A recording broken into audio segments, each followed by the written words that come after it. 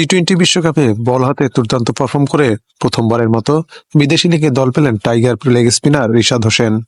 রিশাদ জাতীয় দলে খেলা লেগ স্পিনার হলেও ঘরোয়া ক্রিকেটে তেমন ম্যাচ পান না।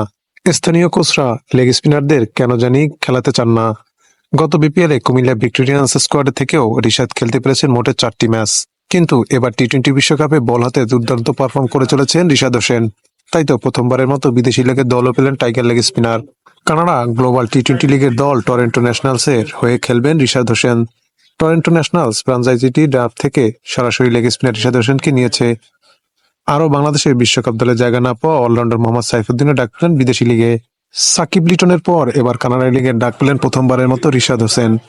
এবারই প্রথম তারা খেলবেন কোনো বিদেশি লিগে। এবারের বিশ্বকাপে বাংলাদেশের সবচেয়ে বড় চমক রিশাদ হোসেন। তরুণ এই লেগ স্পিনার সর্বোচ্চ উইকেট শিকারের লিস্টে আছেন সেরা 10-এ। এখন পর্যন্ত 5 ম্যাচ খেলা রিশাদ উইকেটের দখলে নিয়েছেন সর্বমোট 9টি।